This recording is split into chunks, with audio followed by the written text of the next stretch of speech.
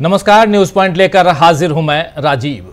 दोस्तों, आज प्रधानमंत्री नरेंद्र मोदी का जन्मदिन है। बीजेपी के लिए जश्न का दिन है, लेकिन देश में जो सियासी हलचल मची हुई है वो बीजेपी को खुलकर जश्न मनाने नहीं दे रही है। आज मोदी जी की लाइमलाइट का काफी हिस्सा आम आदमी पार्टी के हिस्से में चला गया और जश्न की जो बची कुची गुंजाइश थी उस पर सुप्रीम कोर्ट के फैसले ने पानी फेर दिया। इसके साथ ही कांग्रेस अध्यक्ष मल्लिकार्जुन खड़गे का मोदी को लिखा खत भी बीजेपी के लिए मुसीबत बन गया है। किस तरह मोदी के जन्मदिन पर फंसी हुई है बीजेपी, इसके लिए सबसे पहले आइए देखते हैं दिल्ली का हाल। आप जानते हैं कि अरविंद केजरीवाल अब दिल्ली के पूर्व मुख्यमंत्री बन गए हैं। उन्होंने आज ही अपना इस्तीफा एलजी को सौंपा है और इसके साथ ही अब आम आदमी पार्टी की सरकार चलाने का जिम्मा आतिशी के हिस्से आ गया है। जी हां, आतिशी को आज विधायक दल का नेता चुना गया और अब दिल्ली के मुख्यमंत्रियों की लिस्ट में आतिशी का नाम भी जुड़ गया है और दिल्ली की तीसरी महिला मुख्यमंत्री के तौर पर भी उनका नाम दर्ज हो गया है। और आप जानते हैं कि सुषमा स्वराज और शीला दीक्षित, ये दो नाम दिल्ली की महिला मुख्यमंत्रियों में पहले से विराजमान था और तीसरा नाम अब महिला मुख्यमंत्रियों में आतिशी का आ गया है। तो दिल्ली की अब नई मुख्यमंत्री आम आदमी पार्टी की नेता, पहले से कैबिनेट में मंत्री आतिशी होंगी। आतिशी के इस नाम की घोषणा के साथ गोपाल राय ने मीडिया से चर्चा में क्या कुछ कहा है, ये पहले उसको सुनते हैं। सुनिए जरा। दिल्ली के अंदर आम आदमी पार्टी के विधायक दल की बैठक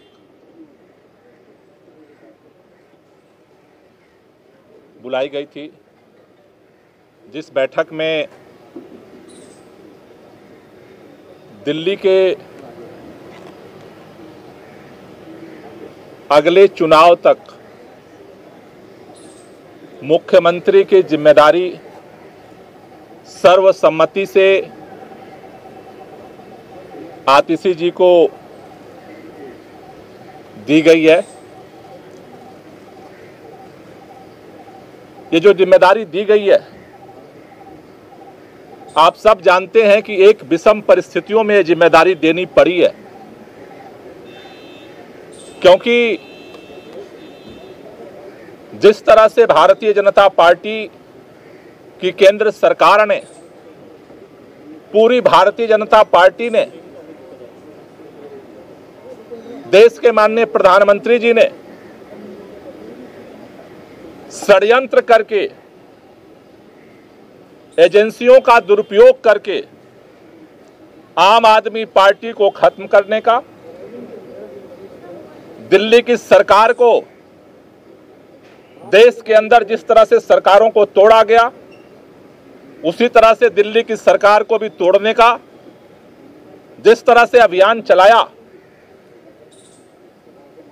उन सभी अभियानों को फेल करते हुए आम आदमी पार्टी ने अपनी एकजुटता को, विधायकों की एकता को, सरकार की स्थिरता को और सरकार के कामों को जारी रखा। तो ये थे गोपाल राय जो घोषणा कर रहे थे आतिशी के नाम का मुख्यमंत्री के रूप में। विधायक दल का नेता चुनने के बाद आतिशी के नाम की घोषणा की मीडिया के सामने आकर गोपाल राय ने, और इस प्रकार अब आतिशी होंगी। और ये तस्वीर देखिए, एलजी के पास गई आतिशी और उन्होंने दावेदारी अपनी पेश की, क्योंकि और उसके बाद ये रिजिग्नेशन भी है अरविंद केजरीवाल की तरफ से। आतिशी का नाम सामने आते ही दोस्तों बीजेपी ने हमले शुरू कर दिए हैं और आतिशी केजरीवाल के इशारों पर चलेंगी, रबर स्टैंप की तरह काम करेंगी, डमी सीएम होंगी और न जाने क्या क्या, ये बातें सारी बीजेपी की तरफ से कही जा रही हैं। लेकिन केजरीवाल के इस दांव से बीजेपी और खासकर दिल्ली की सत्ता पर काबिज होने की कोशिश करने वाली बीजेपी जो है, उसकी हसरत जो है अब फिर से अधूरी रह गई है। अभी तो यही कह सकते हैं जब तक चुनाव नहीं होते हैं। अब तक जब तक चुनाव होंगे तब तक यही कहा जाएगा, लेकिन अब तब तक आतिशी ही सीएम रहेंगी। और उन्होंने ऐलान कर दिया है कि केजरीवाल को फिर से सीएम बनाने के लिए ही वो काम करेंगी। यानी एक बार फिर दिल्ली चुनावों में बीजेपी के लिए मुश्किल रहेगी। और इधर दूसरी तरफ जो 3 घटनाक्रम, प्रमुख घटनाक्रम है, जिसमें से पहला ये दिल्ली, दूसरी घटना जो है वो सुप्रीम कोर्ट से है। सुप्रीम कोर्ट ने आज बुलडोजर न्याय पर एक ऐसा फैसला सुनाया है जिसमें बीजेपी को बचाव करना मुश्किल पड़ सकता है। कई राज्यों में आपराधिक मामलों में आरोपियों की संपत्तियों को ध्वस्त करने के खिलाफ, यानी कि बुलडोजर से ध्वस्त करने के खिलाफ कई सारी याचिकाएं दायर की गई थी सुप्रीम कोर्ट में, और उन याचिकाओं पर आज जस्टिस BR गवई, भूषण रामाकृष्ण गवई और जस्टिस KV विश्वनाथन की बेंच ने सुनवाई की और फैसला दिया है कि उसकी इजाजत के बिना बुलडोजर से ध्वस्त करने की कार्रवाई नहीं होगी। कोर्ट ने कहा है कि अगर अवैध रूप से ध्वस्तीकरण का एक भी मामला है, अगर अवैध रूप से ध्वस्तीकरण का एक भी मामला है तो यह हमारे संविधान के मूल्यों के विरुद्ध है। कोर्ट ने सुनवाई करते हुए यह भी कहा कि बुलडोजर चलाने वाले खुद को जज न समझें। सुप्रीम कोर्ट ने यह भी कहा है कि 15 दिन डिमोलिशन नहीं होगा तो आसमान नहीं टूट पड़ेगा। यह बात सीधे सीधे सुप्रीम कोर्ट ने कही है। इस पर सॉलिसिटर जनरल यानी SG तुषार मेहता ने कहा है कि हम देश भर में अधिकारियों के हाथ नहीं रोक सकते। तो कोर्ट ने फिर कहा कि हमने संविधान के आर्टिकल 142 के तहत मिली विशेष शक्तियों का इस्तेमाल कर आदेश पारित किया है। कोर्ट इस मामले में अब अगली सुनवाई 1 अक्टूबर तक करेगा और 1 अक्टूबर तक के लिए ये जितने भी बुलडोजर का काम जहां जहां चल रहा है उस काम पर रोक लगा दी गई है सुप्रीम कोर्ट की तरफ से। यानी उत्तर प्रदेश से लेकर राजस्थान, मध्य प्रदेश, गुजरात, उत्तराखंड जैसे तमाम बीजेपी शासित राज्यों में अपराध रोकने के नाम पर विरोधियों पर बुलडोजर चलाने का जो खेल चलता रहा है वो अब नहीं होगा।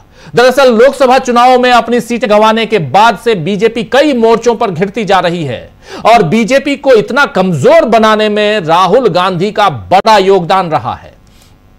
राहुल गांधी के कारण ही लोगों ने नफरत की राजनीति छोड़कर मोहब्बत और भाईचारे को जीवन का हिस्सा बनाना तय किया।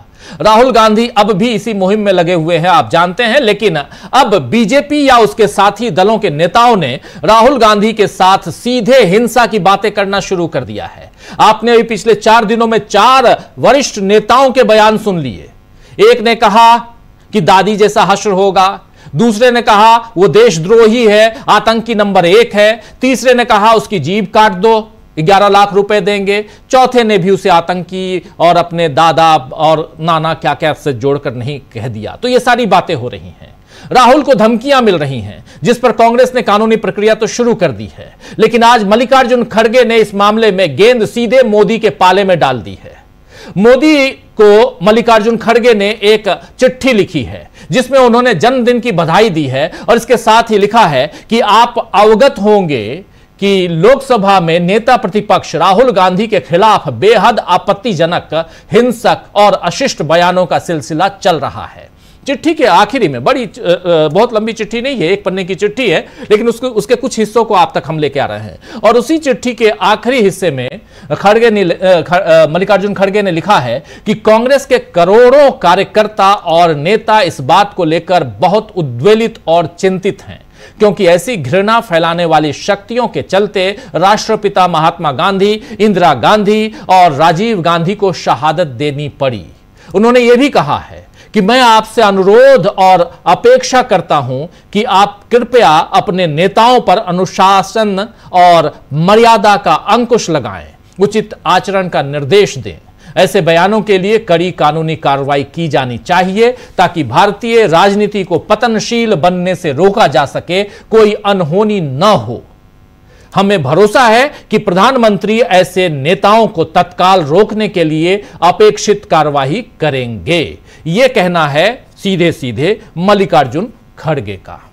अब कांग्रेस अध्यक्ष ने तो सीधे सीधे पीएम नरेंद्र मोदी को चिट्ठी लिख दी है दोस्तों। तो अब तक मुंह पर ताला लगाकर बैठे नरेंद्र मोदी क्या अब अपनी चुप्पी तोड़ेंगे और अपने नेताओं को हिंसक बयानबाजी करने से रोकेंगे? यह देखना होगा। दिलचस्प तो नहीं कहेंगे, लेकिन यह देखना होगा, इसका इंतजार रहेगा। क्योंकि अगर मोदी ऐसा नहीं करते हैं तो फिर देश उनका यह चेहरा भी देख लेगा कि वे अपने नेताओं से डर रहे हैं और उन्हें चुप नहीं करा पा रहे हैं। या इसका एक मतलब यह भी हो सकता है कि ऐसी धमकियों के पीछे नरेंद्र मोदी की सहमति है? असलियत जो भी हो, लेकिन मोदी घिर चुके हैं और एक नहीं बल्कि कई मोर्चों पर घिर चुके हैं। जन्मदिन का जश्न तो आज खत्म हो जाएगा, 17 तारीख बीत जाएगी, लेकिन अब क्या करेंगे नरेंद्र मोदी आगे? इसके आगे यह देखना होगा। एक नहीं कई मोर्चों में घिरे हुए नरेंद्र मोदी और उनके सामने विपक्ष की गुगली। एक तरफ देखिए यह चिट्ठी, दूसरी तरफ सुप्रीम कोर्ट और तीसरी तरफ अरविंद केजरीवाल आम आदमी पार्टी।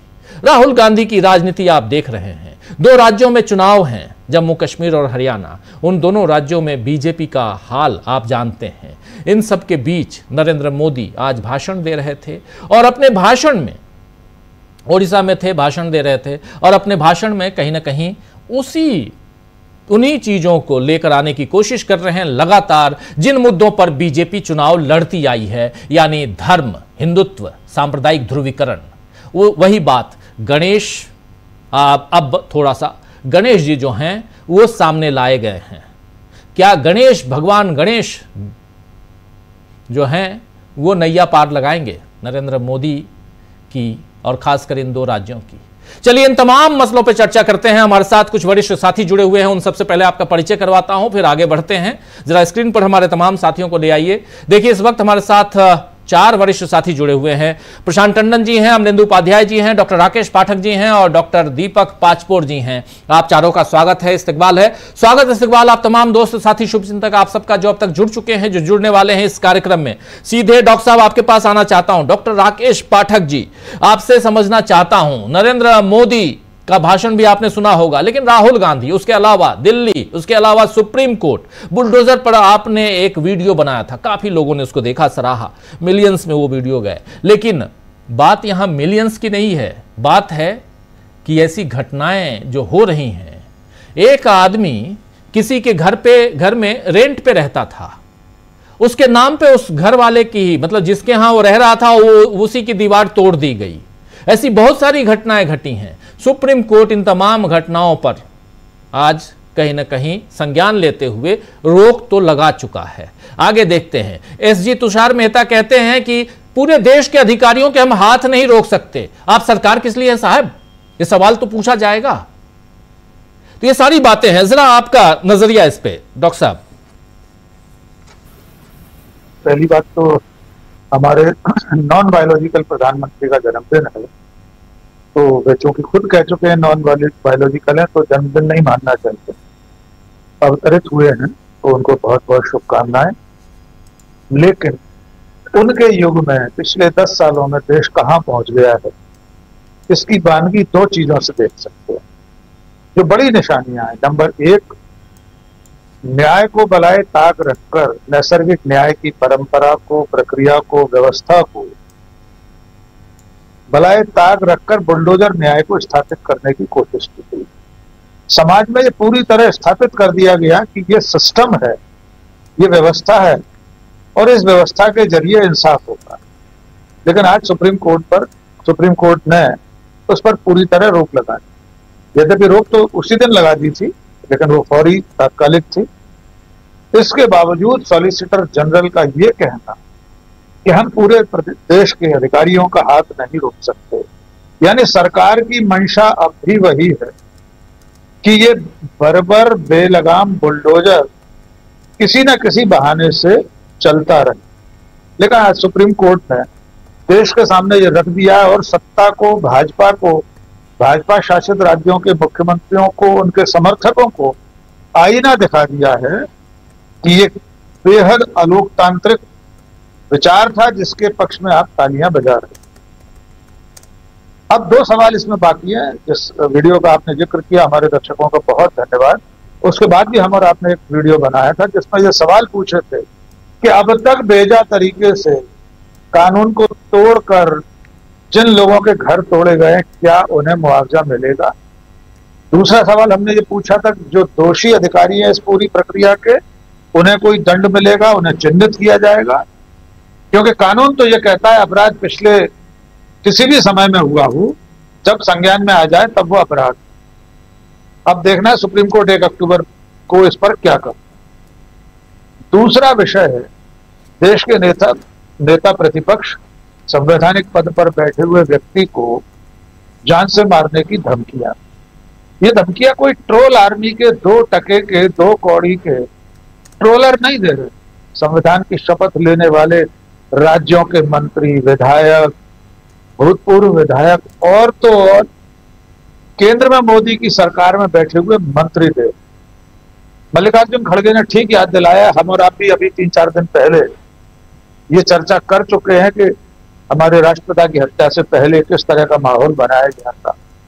सरदार पटेल की वो चिट्ठी इतिहास में दर्ज है, दस्तावेजी प्रमाण है, जिसमें उन्होंने संघ प्रमुख को कहा था कि आपके विचार परिवार ने जिस तरह से नफरत फैलाई उसकी परिणति बापू की हत्या के रूप में जी। लगभग वैसा ही माहौल आज की तारीख में है। लेकिन इस एक विषय में मैं थोड़ा सा मल्लिकार्जुन खड़गे की उम्मीदों से असहमत हूं। अगर वे ये उम्मीद कर रहे हैं कि प्रधानमंत्री माननीय नरेंद्र मोदी इस पूरी प्रक्रिया को, इस तरह के घृणित अभियान को रोकेंगे, इस पर अंकुश लगाएंगे, तो वे बबूल पर गुलाबे गुल ढूंढ रहे हैं। एक बहुत छोटी सी कथा है डॉक्टर साहब जी, पंचतंत्र वगैरह में मान लीजिए, या वैसी लोक कथा है। एक बच्चा स्कूल में बहुत अपशब्दों का इस्तेमाल करता था। शिक्षक उसके पिता के पास गया शिकायत करने, पता लगा वो उससे भी ज्यादा गाली देता है। फिर उसके दादा के पास गया, मालूम हो गया वो उससे भी ज्यादा गाली देता है। तो शिकायत करने किसके पास जा? संकेतों में आप समझ लीजिए कि मूल विचार, ये वैतरणी कहां से प्रवाहित हो रही, इसका उद्गम कौन है। और अगर हम ये सोच रहे हैं कि वे इस पूरे अभियान को रोकेंगे तो 10 साल पहले रोक सकते थे। उनके सामने 10-11 साल से किस तरह से झूठ और नफरत फैलाई जा रही है, नेहरू जी को लेकर, गांधी जी को लेकर, उनका पूरा विचार परिवार ये करता है। उन्होंने अब तक कभी एक भी भाषण में एक बार भी ये नहीं कहा कि ये सब बर्दाश्त नहीं होगा। तो हम आज भी ये उम्मीद करें कि वे रोकेंगे रवनीत सिंह बिट्टू को, जो उनके मंत्रिमंडल में कायदे से तो कानूनन मुकदमा अब तक दर्ज हो जाना चाहिए था इन लोगों के खिलाफ।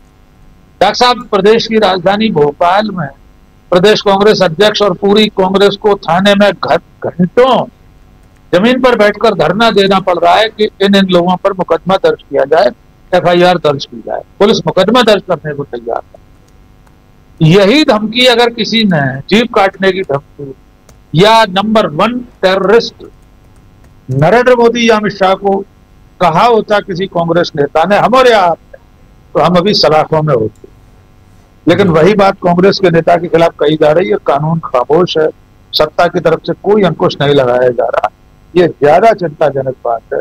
अंतिम बात, दिल्ली के परिदृश्य पर, दिल्ली में जो राजनीति हो रही है, अरविंद केजरीवाल की राजनीति को हमें थोड़ा ठहर कर देखने की जरूरत है।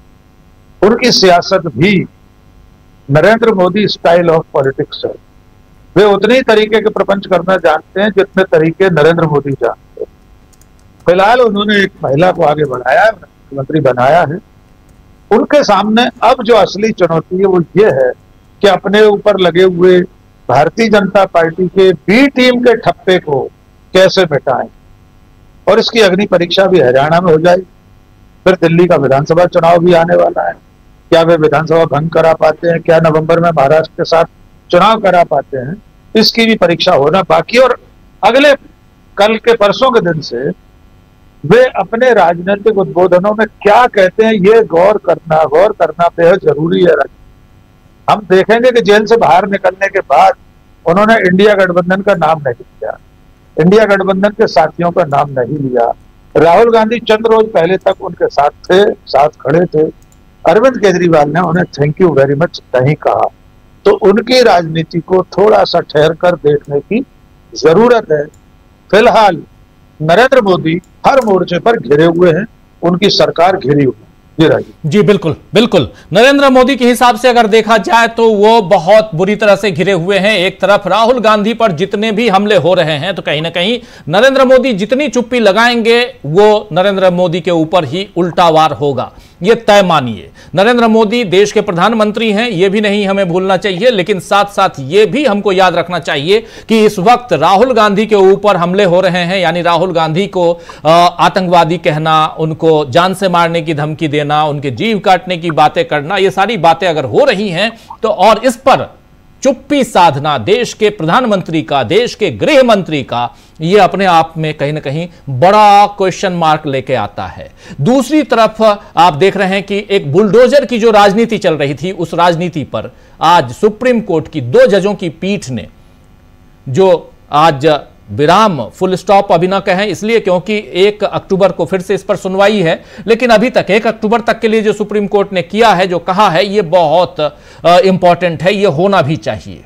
आप कौन सी राजनीति कर रहे हैं और कौन सा न्याय दिलाने की कोशिश कर रहे हैं, ये 2 महत्वपूर्ण बिंदुओं के साथ साथ दिल्ली की राजनीति का जिक्र कर रहे थे हमारे साथी डॉक्टर राकेश पाठक जी।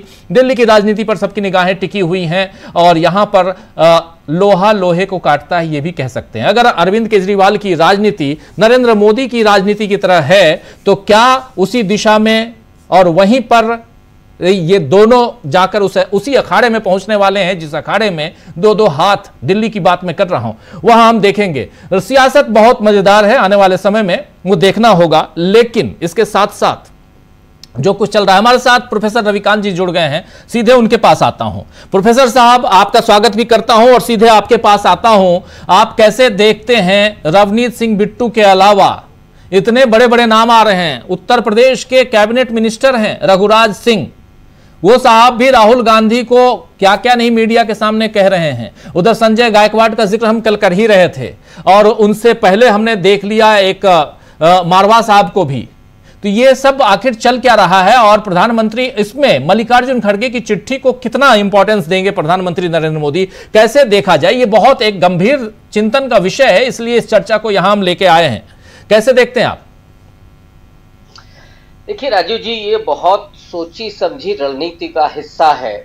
इसे हम और आप इतना आसानी से नहीं छोड़ सकते हैं। आज अमित शाह से किसी पत्रकार ने इसी संदर्भ में एक सवाल पूछा था। अमित शाह देश के गृह मंत्री हैं और उनका जो जवाब था बहुत अहमन्यता भरा और डांटने के अंदाज में उन्होंने कहा कि मैं पॉलिटिकल विषय पर बात नहीं करना चाहता। अब कर क्या रहे हैं आप राजनीति कर रहे हैं और राहुल गांधी पर कोई सवाल होगा तो साहब वो पॉलिटिकल होगा और हम उसका जवाब नहीं देंगे।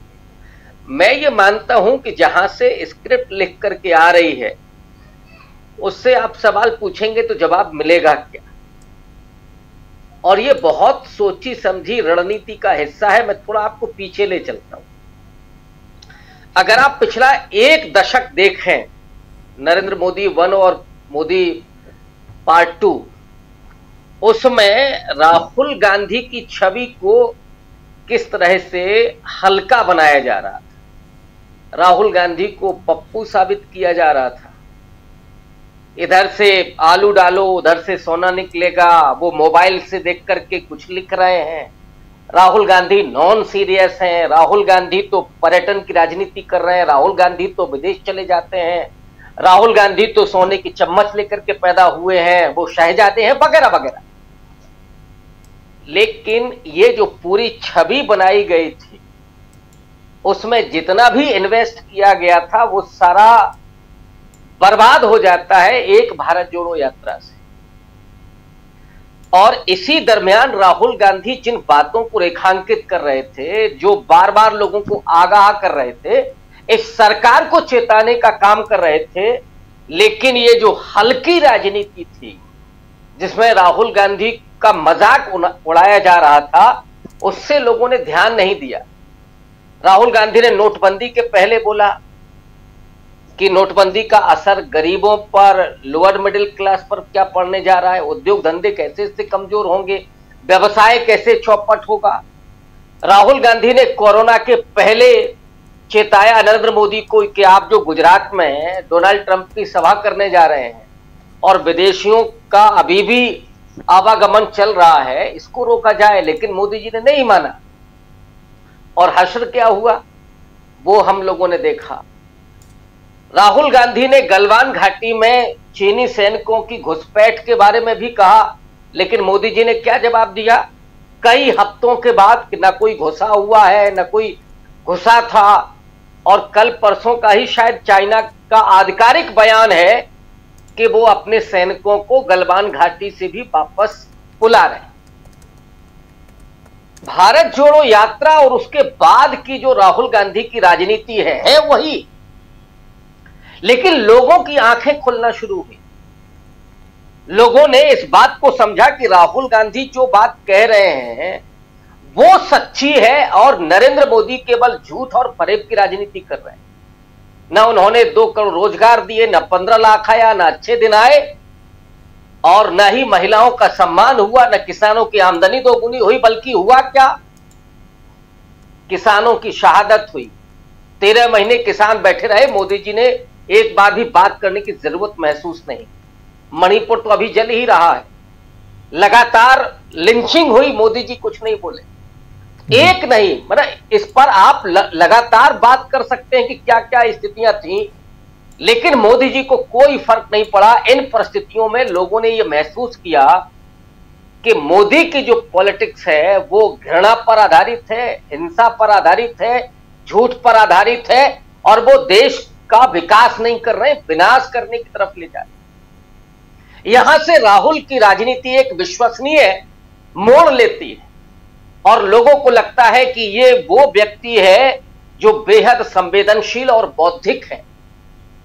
राहुल गांधी एमफिल पास हैं, कैम्ब्रिज और दुनिया के 2 बड़े विश्वविद्यालय से पढ़ करके आए हैं। राहुल गांधी की आर्थिक नीति, राहुल गांधी की विदेश नीति और राहुल गांधी देश को कितना प्रेम करते हैं ये लोगों ने महसूस किया। अब जो हो रहा है राजीव जी, जरा उसको समझिए कितना खतरनाक है। जब राहुल गांधी की वो छवि हट गई और लोगों में राहुल गांधी बेहद लोकप्रिय हो गए। आज मैं कई बार कहता हूं, हो सकता है अतिशयोक्ति लगती हो कुछ लोगों को, कि राहुल गांधी आज दलितों, पिछड़ों, आदिवासियों, नौजवानों और किसानों की दिल की धड़कन है। महिलाओं के प्रति जो सम्मान है, जो बराबरी का भाव है, आप वो देखिए। इस वजह से भारतीय जनता पार्टी की मुश्किलें बढ़ी हुई हैं और अब वो राहुल गांधी का पैशाचीकरण कर रहे हैं। ये सबसे खतरनाक है। राहुल गांधी की ऐसी नेगेटिव छवि बना देना जिससे लोगों को राहुल गांधी से दूरी बना ले, राहुल गांधी के प्रति मन में भ्रम पैदा हो जाए, आशंका पैदा हो जाए कि अरे ये आदमी तो देशद्रोही है। लेकिन प्रोफेसर साहब क्या अब वो छवि बन पाएगी? क्या इसमें सफलता मिल पाएगी? ये भी एक बड़ा सवाल है। अब अभी नहीं मिल पाएगी जी। अभी रवनीत सिंह बिट्टू का एक और बयान आया है और बयान में ये कह रहे हैं कि खड़गे पहले राहुल को सिखाएं। खड़गे चिट्ठी लिख रहे हैं, खड़गे पहले राहुल को सिखाएं, ये कह रहे हैं रवनीत बिट्टू। तो कितना भी कर लें, लेकिन आप बहुत इंपॉर्टेंट बात कर रहे हैं, आप आगे बात अपनी रखिए। लेकिन यहां एक सिर्फ सबमिशन ये है कि क्या अब जो पहले बनाने की कोशिश की गई, राहुल गांधी की छवि को खराब इतने हजारों करोड़ रुपए करके खर्च करके करने की कोशिश की गई थी, वो तो 2 मिनट में ध्वस्त हो गई। एक यात्रा राहुल ने निकाली साउथ से नॉर्थ की ओर, कन्याकुमारी से श्रीनगर की तरफ, उसके बाद में धीरे धीरे वो सब कुछ स्वाहा हो गया, जैसे पैसे में आग लगा देना वो हो गया। तो अब लगता है क्या कि फिर से ये हो पाएगा? अब तो ये व्यक्तिगत हमला है, अब तो साफ साफ देखिए उकसाया जा रहा है, लिंच मॉब तैयार किया जा रहा है, बकौल प्रशांत टंडन जी कि यहां लिंच मॉब तैयार हो रहा है। अब आप क्या कर सकते हैं? तो आप खत्म करने की तरफ बढ़ रहे हैं। आप उनके विचारों को खत्म नहीं कर सके तो इंसान को खत्म कर दो, इस दिशा में बढ़ा जा रहा है जैसे गांधी के साथ किया गया।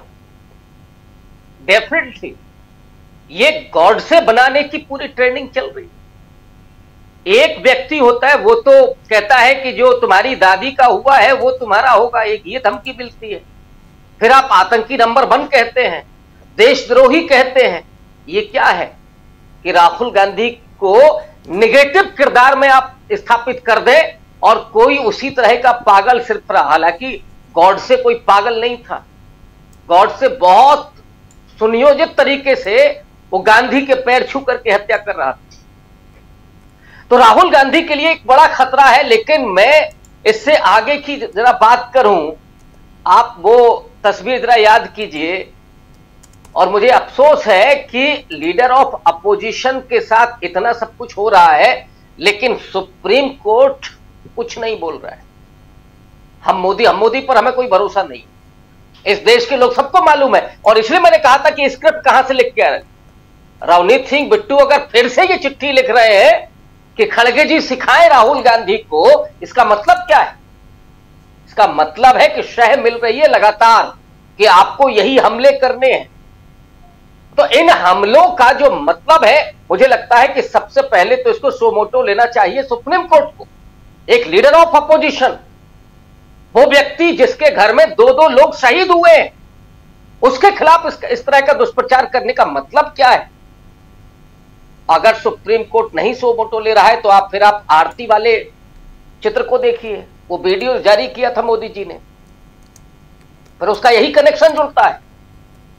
ये सवाल देश के लीडर ऑफ अपोजिशन का है, ये सवाल गांधी परिवार के उस व्यक्ति का है जिसने अपने दादी और पिता को खोया, ये सवाल देश के लोकतंत्र और संविधान बचाने वाले व्यक्ति का है, ये सवाल जहां पर देश के लोगों ने 240 पर रोक दिया मोदी जी को और विपक्ष को यह अधिकार दिया कि वो रोज सवाल पूछे, उस व्यक्ति का सवाल।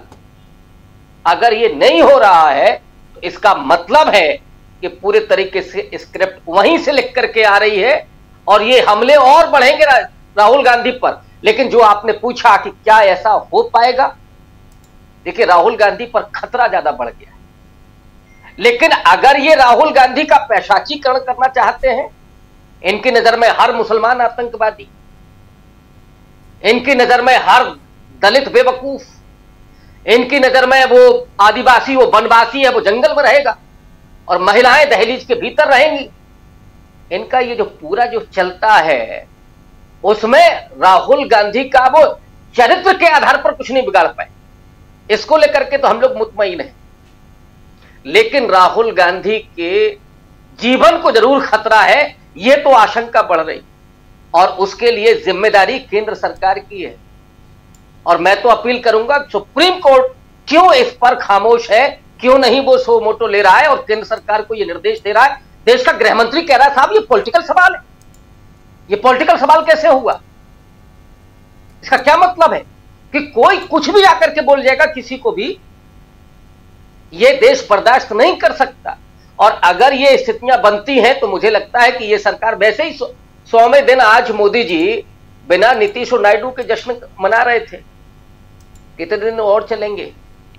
ये तो हनीमून पीरियड आज ही खत्म हो गया 100 दिन में, कितने दिन चलेंगे? नवंबर में आपका क्या होने जा रहा है? तो आप राहुल गांधी पर प्रहार करके, राहुल गांधी के को खतरा पैदा करके आप अपनी सरकार को नहीं बचा पाए। सरकार तो जाने वाली है राजीव जी, और तभी मुझे लगता है इस देश के लोग आश्वस्त हो सकते हैं। जी, सरकार जाने वाली है, ये बात सभी कहते हैं। और बकौल मिर्जा गालिब एक ब्राह्मण ने कहा है कि ये साल अच्छा है, तो ये किसके लिए अच्छा है देखा जाएगा। लेकिन आना चाहता हूं प्रशांत टंडन जी आपके पास। प्रशांत जी, कैसे देखते हैं आप इस पूरे घटनाक्रम को? और एक तरफ राहुल गांधी पर हमले पे हमले, लेकिन दूसरी तरफ नरेंद्र मोदी जन्मदिन अच्छे से नहीं मना पा रहे हैं, अभी से पहले आपने देखा होगा। लेकिन आज की तारीख में अगर देखा जाए तो क्या कुछ सियासी हलचल आपके नजर से? ये राहुल गांधी के ऊपर इसको अगर हम हेट स्पीच या राजनीति में तो ऐसी बयानबाजी होती ही है, ये कहकर अगर इसको किनारे कर देंगे तो ये उचित नहीं होगा, क्योंकि ये फिजिकल एलिमिनेशन की बात है और ये बहुत गंभीर है। और इस पे हम लोगों ने चर्चा की है वो पॉडकास्ट में अपने, तो उसमें डिटेल में बात होगी वहां पे। लेकिन एक जो आज की घटनाक्रम है उस पे जरा मैं बात रखता हूं जी। पहले देखिए, आज बहुत देश के सबसे बड़े सोशल रिफॉर्मर में से एक पेरियार का जन्मदिन है और पेरियार के जन्मदिन में के वक्त दिन दो बहुत महत्वपूर्ण घटनाएं होती हैं और बीजेपी के दो बड़े, मोदी साहब के बड़े दो प्रोजेक्ट इसी दिन विफल हो रहे हैं। एक ईडी सीबीआई से के जरिए राजनीति को संचालित करना। हम अरविंद केजरीवाल या आम आदमी पार्टी के बारे में कोई भी व्यक्ति कोई भी राय बना सकता है, रखता है, लेकिन एक बात तो सच है कि अरविंद केजरीवाल ने ईडी और सीबीआई की पॉलिटिक्स को जो है वो जिसको कहें कि फ्यूज कर दिया, उनको फुस कर दिया, वो काम उन्होंने कर दिया। अब वो आरोप आप लगाते रहे, कोर्ट ऑफ लॉ में चलते रहे, लेकिन वो हेडलाइन का हिस्सा नहीं होंगे। अब वहां पे आतिशी मालिना सिंह है, वो मुख्यमंत्री बनेंगी और पढ़ी लिखी महिला है, ऑक्सफोर्ड से डिग्री उनके पास, रोड्स स्कॉलर है और उनका अच्छा एक्सपीरियंस है नॉन प्रॉफिट का भी और बतौर मंत्री भी जी, अच्छा मंत्री भी हैं अभी मौजूदा समय में वो। तो आज अरविंद केजरीवाल ने इस पॉलिटिक्स को, ईडी सीबीआई की पॉलिटिक्स को खारिज कर दिया एकदम। दूसरा, यही काम हेमंत सोरेन ने किया था। ये दो लोग क्यों कामयाब हो गए और महाराष्ट्र में ये क्यों मोदी कामयाब हो गए, इसका फर्क आप देखिए। अभी जब गोपाल राय बात कर रहे थे तो एक बात उन्होंने कही, मैं नोट किया, वो कह रहे थे कि विधायकों की एकता बनी रही। ये बहुत इंपॉर्टेंट है। महाराष्ट्र और झारखंड और दिल्ली में यही अंतर है कि दिल्ली और झारखंड में ईडी सीबीआई के सहारे नरेंद्र मोदी, अमित शाह पार्टियां नहीं तोड़ पाए। महाराष्ट्र में वो कामयाब हो गए थे तो हमने देख लिया कि वो नतीजा वहां हो गया। ये बेसिक फर्क है।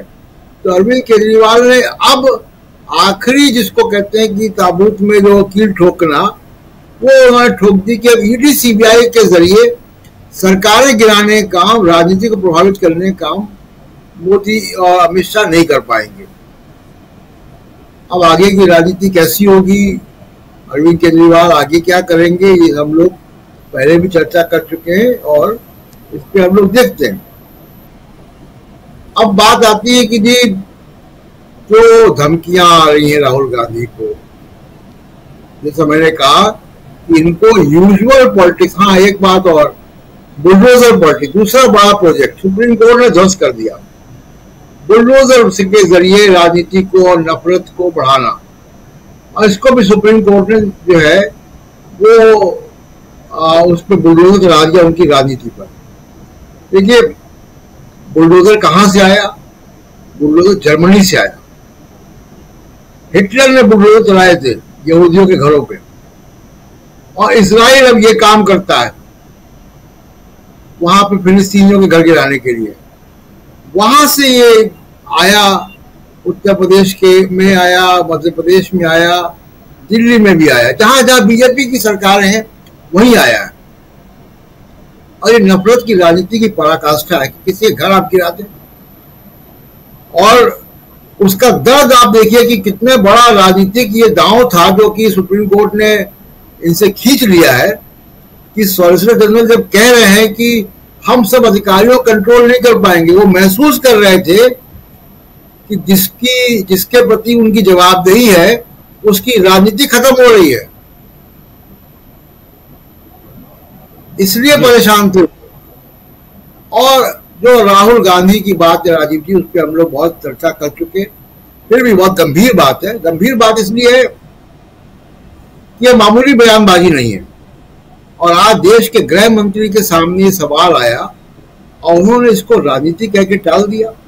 टाल नहीं दिया बल्कि नाराज हो गए रिपोर्टर पे, जो वीडियो देखा हम लोगों ने जी।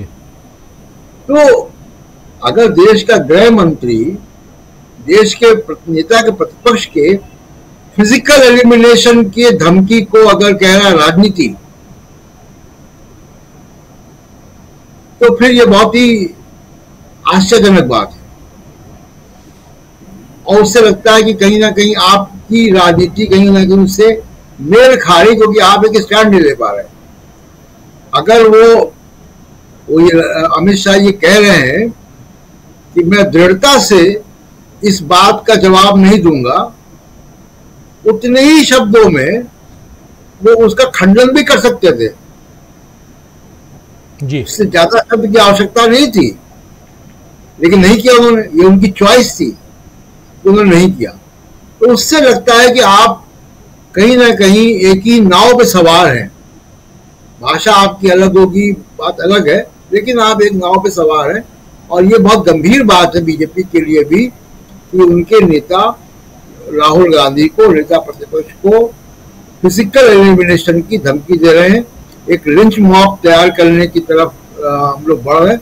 ये राजनीति का सबसे बदसूरत पहलू जो है अब निकल कर आया है देश की राजनीति के सामने। राजीव जी बिल्कुल बिल्कुल, एक बदसूरत पहलू, और उसके साथ साथ बुलडोजर की कार्रवाई जो होती रही पिछले दिनों आपने देखा लगातार। और एक तो साहब आए थे उधर इंग्लैंड से आए थे, वो बुलडोजर पे खड़े होकर फोटो खिंचवाए थे, बाद में उनको गद्दी छोड़नी पड़ी थी। आप लोगों को याद होगा गुजरात में जाके उन्होंने नरेंद्र मोदी जी के साथ बुलडोजर पे खड़े होकर फोटो खिंचवाई थी। लेकिन चलिए, यूरोप है, वहां तत्काल कार्रवाई हो जाती है, यानी जनता जो है अपनी अदालत में फैसला तुरंत सुना देती है। हिंदुस्तान में थोड़ा वक्त लगता है, लेकिन फैसला हिंदुस्तान के जो जनता है, इस अदालत में भी फैसला बहुत बारीकी से होता है, वो हम लोगों ने देखा है। लेकिन बुलडोजर पर सुप्रीम कोर्ट ने आज जो कुछ कहा है, एक बार फिर से आप सबके सामने रखना चाहता हूं, और फिर आते हैं डॉक्टर दीपक पाचपोर जी के पास। बुलडोजर की कहानी जो है वो आप लोग अच्छी तरह से जान रहे हैं, लेकिन जब याचिका लगाई गई इसके खिलाफ सुप्रीम कोर्ट में, SG solicitor general Tushar Mehta खड़े थे सरकार की तरफ से, सरकार का पक्ष लेने के लिए। लेकिन दूसरी तरफ से जो सत्ता पक्ष है के खिलाफ जो याचिका लगी थी, सुप्रीम कोर्ट में 2 जजों की पीठ ने जो बातें रखी हैं, जरा उसको ले आइए एक एक करके स्क्रीन पे। अभी हम थोड़ी देर पहले ला भी रहे थे, देखिए लिख रहे हैं, सुप्रीम कोर्ट ने साफ साफ कहा कि अगर अवैध रूप से ध्वस्तीकरण का एक भी मामला है तो ये हमारे संविधान के मूल्यों के विरुद्ध है। साफ साफ यहां सुप्रीम कोर्ट ने कहा इसी मसले पे, ध्वस्तीकरण यानी बुलडोजर चलाना, और यह अगर गैर कानूनी है, अवैध है, तो यह मामला हमारे संविधान के मूल्यों के खिलाफ है, विरुद्ध है। एक बात यह यहां पर नोट करने वाली बयान, बुलडोजर चलाने वाले खुद को जज न समझें। यहां साफ साफ सुप्रीम कोर्ट ने कहा है कि बुलडोजर चलाने वाले खुद को जज न समझें, खुद को आप कोर्ट न मान बैठें। और तीसरी बात महत्वपूर्ण कि 15 दिन डिमोलिशन नहीं होगा तो आसमान नहीं टूट जाएगा, यानी 15 दिन अगर आप ध्वस्तीकरण नहीं करेंगे तो कोई आसमान नहीं टूट पड़ेगा, यह कहना है सुप्रीम कोर्ट का। बहुत ही इंपॉर्टेंट पहलू यहां पे, और हम देश भर में अधिकारियों के हाथ नहीं रोक सकते, यह तुषार मेहता का कहना है, सरकार का पक्ष रखते हुए सॉलिसिटर जनरल तुषार मेहता का कहना था कि हम देश भर में अधिकारियों का पक्ष को रोक नहीं सकते, उनके हाथ नहीं रोक सकते। लेकिन सुप्रीम कोर्ट ने धारा यहां आर्टिकल 142 का यहां हवाला देते हुए साफ साफ कहा है कि हमने संविधान के आर्टिकल 142 के तहत मिली विशेष शक्तियों का इस्तेमाल कर आदेश पारित किया है। साफ साफ सुप्रीम कोर्ट ने कह दिया है कि आखिर हमने आदेश क्यों पारित किया है। तो यह एक बुलडोजर पर और जो ये कार्रवाई है उस पर कहीं ना कहीं विराम लगाने की दिशा में बढ़ते हुए सुप्रीम कोर्ट यहां दिखाई दे रहा है। लेकिन दूसरी तरफ जो महत्वपूर्ण है वो राहुल गांधी की बात है। राहुल गांधी के ऊपर अगर चिट्ठी लिखते हैं मल्लिकार्जुन खड़गे, प्रधानमंत्री के नाम खुला खत, खुला पत्र अगर लिखते हैं, तो उस पर फिर से रवनीत बिट्टू का कहना कि पहले राहुल गांधी को सिखा दो। राहुल गांधी ने आखिर गलत कहा क्या, या आपका जो आईटी सेल जो दिखा रहा है वही गलत है, वही सही है, और राहुल गांधी के कुछ पार्ट को, वीडियो को काट छांट कर लोगों के बीच प्रसारित करना उसी ढंग से जैसे गणेश की फोटो की मूर्ति को एक सलाखों के बीच रखा हुआ ऐसी तस्वीर दिखाकर आप पूरे देश की उन भावनाओं को बहकाने भड़काने की कोशिश कर रहे हैं, वही है। तो इस देश में चल क्या रहा है? डॉक्टर दीपक पाचपोर जी, एक गंभीर चर्चा बहुत जरूरी है कि आखिर आप भड़काऊ बयान देके, भड़काऊ वीडियो जारी करके देश की जनता को कब तक गुमराह करते रहेंगे, यह सवाल तो उठता है। फिर जाते हैं हम सुप्रीम कोर्ट की तरफ, और सुप्रीम कोर्ट में उम्मीदों से ही इंसान जाता है, जहां कहीं कुछ नहीं मिलता तो सुप्रीम कोर्ट जाता है। जरा इस पर सुप्रीम कोर्ट से लेकर राहुल गांधी की को लेकर जो बातें हो रही हैं, इस पर आपकी प्रतिक्रिया। सुप्रीम कोर्ट में जब इसी सितंबर महीने की शुरुआत में जब यह मामला आया था, उस समय ही सुप्रीम कोर्ट ने बहुत क्लियर कह दिया था कि अगर दोष सिद्धि भी हो जाती है तो भी आप किसी का घर जो है वो नहीं गिरा सकते। वो तो बहुत ही स्पष्ट जो मामला है, काफी पहले सुप्रीम कोर्ट इसको बता चुका है। अब इसके बाद उस समय भी जो तुषार मेहता है, एजी साहब हैं, उन्होंने ये कह दिया था कि जो मकान गिराए जा रहे हैं वो म्युनिसिपल के नियमों के अंतर्गत गिराए जा रहे हैं। इसका मतलब यह है कि सरकार के बाद भी बहुत कोई सीधी सीधे कहने के लिए बात नहीं है, हर बार वो घुमा फिरा कर कोई ऐसी बात कहते हैं, कोई ऐसी आड़ लेते हैं जिसका कोई बहुत अर्थ नहीं रह गया है। अब सुप्रीम कोर्ट में आज जो इनका तुषार मेहता का कहना है कि इन्होंने जो बचाव किया वो भी बहुत ही लेम एक्सक्यूज है कि हम अधिकारियों के हाथ नहीं रोक सकते। भाई, कार्यपालिका का प्रमुख प्रधानमंत्री है और आपके पास पूरी की पूरी एक संरचना है, अधिकारियों की है, पूरी व्यवस्था बनी हुई है, प्रणाली बनी हुई है, तो उसके अंतर्गत आप क्यों नहीं रोक सकते? सीधे सीधे ये बुलडोजर का मामला आया ही कहां से? दरअसल बुलडोजर का मामला जो है सीधे सीधे दो तरह के लोगों को आतंकित करने के लिए है। पहला अल्पसंख्यकों को, और दूसरा जो है जो भाजपा के जो विरोधी विचारधारा वाले लोग हैं। देखिए, एमनेस्टी इंटरनेशनल ने एक फिगर दिया था कि एक साल के अंदर, ये शायद मार्च 2022 से लेके जून 2023 तक 128 जो है बड़ी संपत्तियों को जो है वो ध्वस्त किया गया, गिराया गया। और उसमें देखिए कितनी मजेदार किस्म की बातें, मजेदार क्या कहा जाए, बल्कि बहुत ही दुखद है ये कि मध्य प्रदेश में एक आरोपी को उसका पास कोई मकान नहीं था तो उसके पिताजी के मकान को गिरा दिया गया जी। राजस्थान में केस हुआ कि एक अल्पवयस्क जो रशीद नाम का लड़का था, उसका किसी के साथ झगड़ा हुआ, कुछ चाकू वाकू चलाया उसने, वो नहीं होना चाहिए था हालांकि, तो उसके पिता का घर तोड़ दिया गया।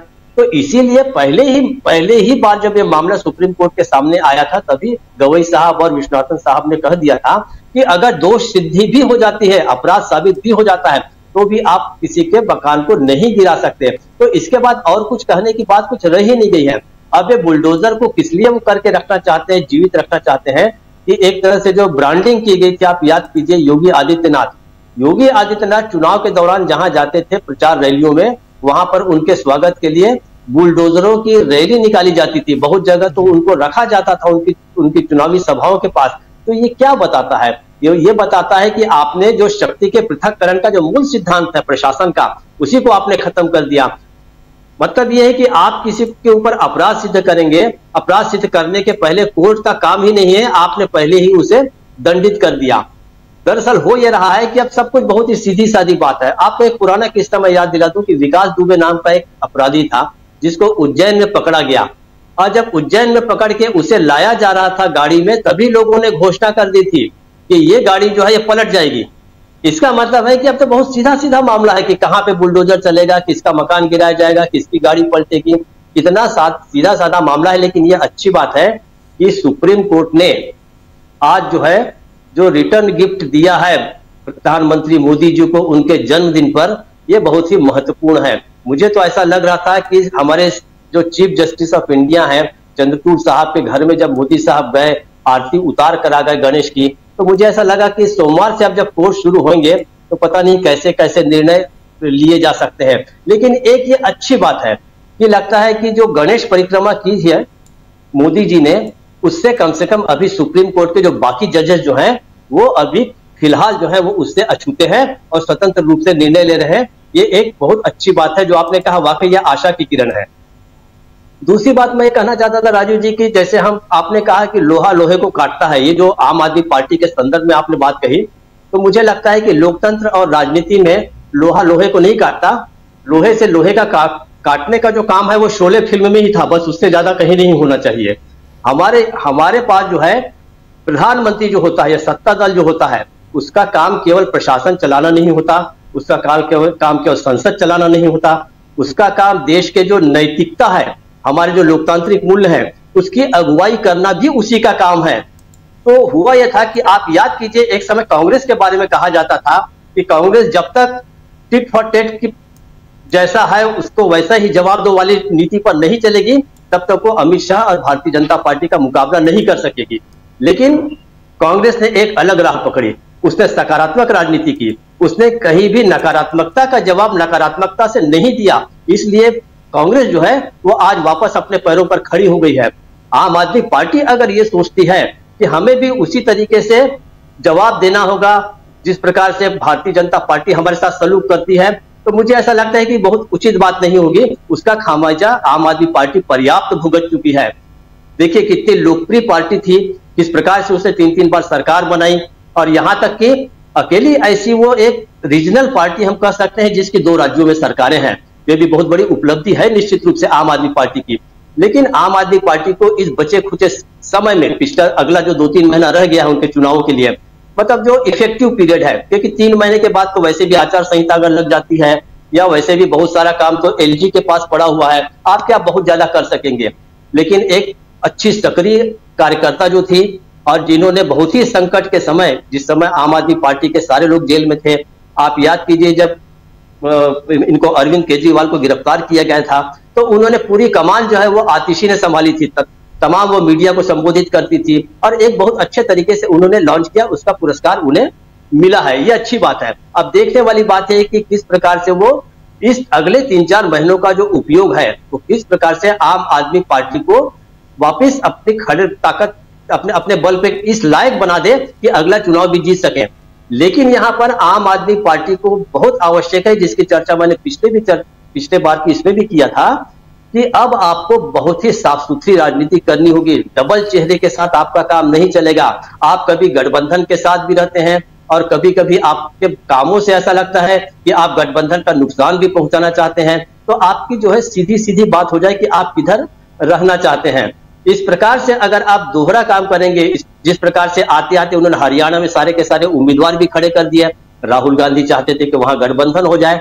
आप अगर इस प्रकार से गठबंधन के साथ रहते हैं, जहां आपको सुविधा हो वहां आप मिल के लड़ेंगे, जहां आपको फायदा कहीं और नजर आता है तो आप स्वतंत्र रूप से लड़ेंगे। तो ये एक राजनीति बहुत लंबे समय तक चलने वाली नहीं है और निश्चित रूप से अब उसको अपने जो तमाम जो कदम है बहुत ही संभाल कर उठाने होंगे। ये एक मौका दिया है फिर से भारतीय लोकतंत्र ने कि आप ढंग से काम कीजिए। गठबंधन के साथ आप हैं या नहीं हैं क्लियर कर दीजिए, लेकिन ये मिला जुला खेल नहीं चलेगा। एक चीज तो क्लियर है, ये आम आदमी पार्टी के नेताओं का कहना है, आधिकारिक तौर पे कहना है कि गठबंधन में है। दूसरी चीज जो जाति आधारित जनगणना की बात है उसकी डिमांड भी आम आदमी पार्टी कर रही है। तीसरी बात बहुत इंपॉर्टेंट है, थोड़ा सा मुझे लगता है कि हम विश्लेषक भी थोड़ा अपने हिसाब से सोचने लगते हैं। मैं आप लोगों की बातों को काट नहीं रहा हूं, लेकिन हाँ इतना जरूर है कि इंडिया गठबंधन में आम आदमी पार्टी है और एक विश्लेषक होने के नाते मेरे भी कुछ इस पे विचार हैं।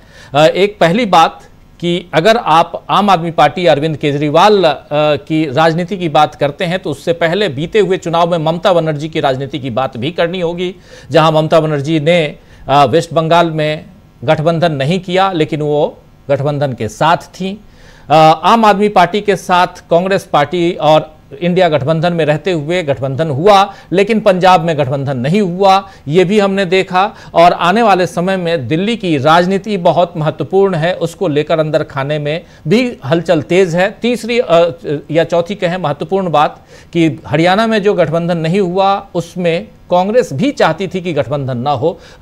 हरियाणा कांग्रेस जो है वो भी नहीं चाहती थी कि गठबंधन ना हो। तो ये कुछ मूल बिंदु हैं, इसको एक ही तराजू पे एक ही तरफ से, मैं कोई तरफदारी ना आम आदमी पार्टी की कर रहा हूं ना ही कांग्रेस पार्टी की कर रहा हूं, जो है वो दोनों पलड़े पे रख रहा हूं। उस हिसाब से बता रहा हूं कि कांग्रेस भी नहीं चाहती थी कि हरियाणा में आम आदमी पार्टी के साथ उसका गठबंधन हो और आम आदमी पार्टी को 5 से 7 सीटें देना पड़े। कांग्रेस चाहती थी कि 90 की 90 सीटों पर वो लड़े और 2-4 सीटें जो पहले से वाम दल को देना था वो देने की बातें हो रही थी, वही था और उसी हिसाब से यहां कांग्रेस काम कर रही है और अब हरियाणा में लड़ रही है। कांग्रेस आश्वस्त है कि वो अपने दम पर और ज्यादा से ज्यादा सीटों पे लड़ेगी तो ज्यादा से ज्यादा सीटें लेके आएगी, ये भी था। तो एक है जो दिल्ली की हलचल है जिसको बहुत नजदीक से हम लोग देखते हैं, चूंकि दिल्ली में हैं और तमाम बीजेपी, कांग्रेस और आम आदमी पार्टी के नेताओं से बातें मुलाकातें होती हैं, उस आधार पे रख रहा हूं